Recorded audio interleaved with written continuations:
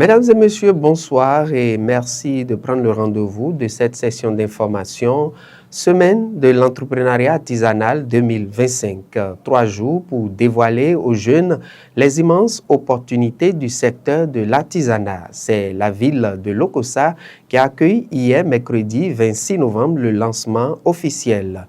Le thème retenu pour cette édition porte un message fort.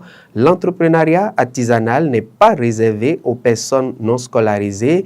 Les étudiants aussi peuvent s'y engager pleinement pour bâtir leur avenir. L'objectif de cette rencontre est de révéler au grand public, en particulier en quête d'emploi, les nombreuses opportunités offertes par le secteur de l'artisanat.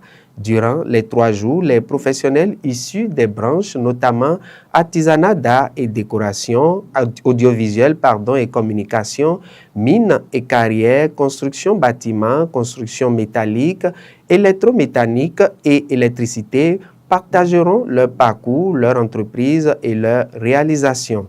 Ces échanges visent à susciter l'intérêt des jeunes, leur offrir une meilleure orientation professionnelle et montrer que l'artisanat moderne offre des perspectives réelles et porteuses.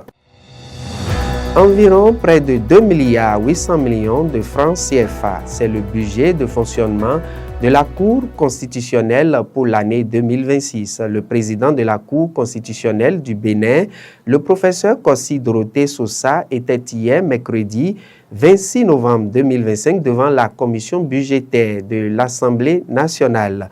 Il s'agissait pour la première personnalité de la haute juridiction de présenter et de défendre son projet de budget exercice 2026.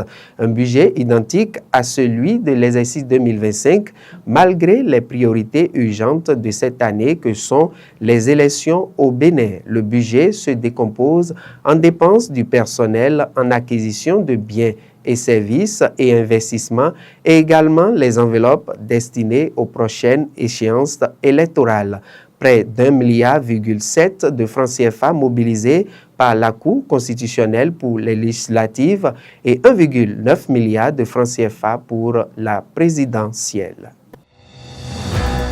L'Institut de mathématiques et des sciences physiques, IMSP de Dangbo, était en feu hier mercredi. Un incendie qui a fortement endommagé l'auditorium de cet établissement. L'espace de 250 places régulièrement utilisé pour les cours, conférences et cérémonies académiques. Le professeur Carlos Ogunyanju, directeur de l'Institut, décrit une scène de grande désolation. Pour l'heure, l'origine du feu demeure incertaine. Une piste électrique est évoquée, notamment celle d'un possible court-circuit, mais aucune conclusion n'a été établie. Le commissariat de police de Dangbo a été saisi et une enquête est en cours pour déterminer les causes exactes de l'incendie. Les forces armées béninoises auront désormais leurs propres logements sociaux. Un vaste programme de construction de 500 logements sociaux destinés à ces derniers est actuellement en cours de construction dans 3 communes du Bénin. Ouida, Alada et Parakou sont les 3 villes qui vont abriter ces logements sociaux destinés aux forces de sécurité et de défense. 200 logements à Ouida, 200 à Alada et 100 à Parakou.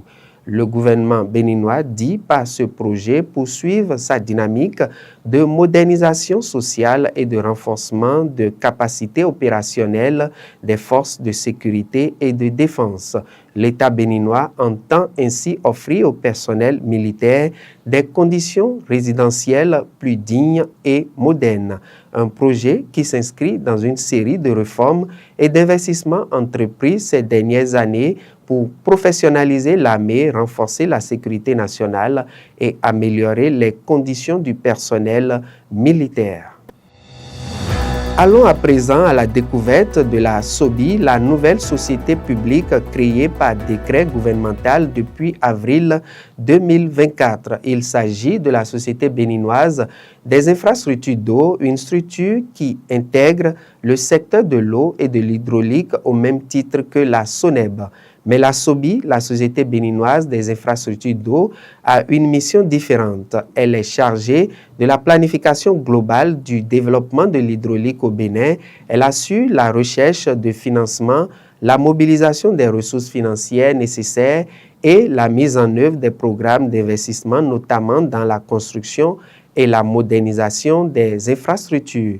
La SOBI assurera également le renouvellement des ouvrages publics tels que les stations de pompage, les usines de traitement, les réseaux d'adduction d'eau majeurs et les équipements stratégiques d'approvisionnement. Elle a aussi une mission comptable pour la gestion physique et financière efficace du patrimoine hydraulique de l'État. Elle assure le contrôle et la supervision des délégations de gestion du service public de l'eau potable en veillant à la qualité de l'eau distribuée, à la continuité du service, des performances techniques ou des engagements commerciaux envers les populations. Cette arrivée de la SOBI permet ainsi à la SONEB de se concentrer sur son rôle opérationnel central dans la gestion d'approvisionnement urbain en eau potable, la gestion commerciale incluant les branchements, la facturation, la relation client et la lutte contre les fraudes et l'entretien et la maintenance du réseau avec une priorité accordée à la modernisation des infrastructures et à la réduction des pertes en ligne.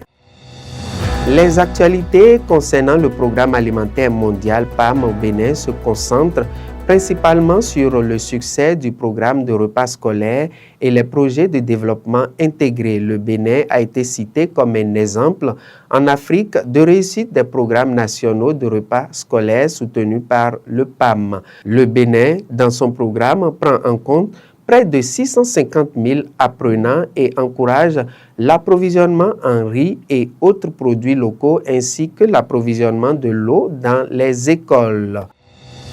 Page Inter, à présent, la 40e session du programme de reconnaissance et d'équivalence des diplômes PRED du CAMES s'ouvre en mode virtuel.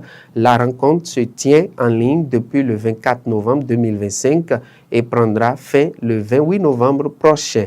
Une activité que le secrétaire général du CAMES structure autour de 3 commissions spécialisées. La session examinera les demandes d'accréditation soumises par les universités publiques et les établissements privés d'enseignement supérieur accrédités conformément au référentiel du PRED. Le Conseil africain et malgache pour l'enseignement du supérieur CAMES basera sa sélection sur les rapports des experts disciplinaires ainsi que des comités d'évaluation sur site. Pour ce 40e colloque, 203 programmes de formation, dont 104 renouvellements et 99 nouvelles demandes d'accréditation seront évaluées. Ils ont été proposés par 49 établissements issus de 10 pays, à savoir le Burkina Faso, le Congo, la Côte d'Ivoire, la France, le Gabon, le Mali, le Niger, le Sénégal, le Tchad et le Togo. Le pape Léon XIV s'envole pour la Turquie et le Liban ce jeudi. C'est le premier déplacement du souverain pontife à l'étranger. Le pape Léon XIV a quitté Rome pour une visite de 4 jours en Turquie où il est attendu par le président turc Erdogan. Lors de cette visite, le pape adressera un message pour un appel à la paix au Proche-Orient et à l'unité des églises chrétiennes. Et en autres programmes, le pape se recueillera sur le mausolée dédié à Mustafa Kemal, fondateur de la Turquie moderne. C'est au sanctuaire national qui est le symbole de la République laïque érigée sur la colline d'Antitep. Le pape Léon XIV poursuivra son voyage du dimanche au mardi au Liban, ce pays frappé par des crises économiques et politiques dévastatrices depuis 2019. C'est tout pour cette édition. Merci de nous avoir suivis. À demain pour un nouveau programme d'actualité enrichi sur ISN 24 Télévision. Merci et bonsoir chez vous.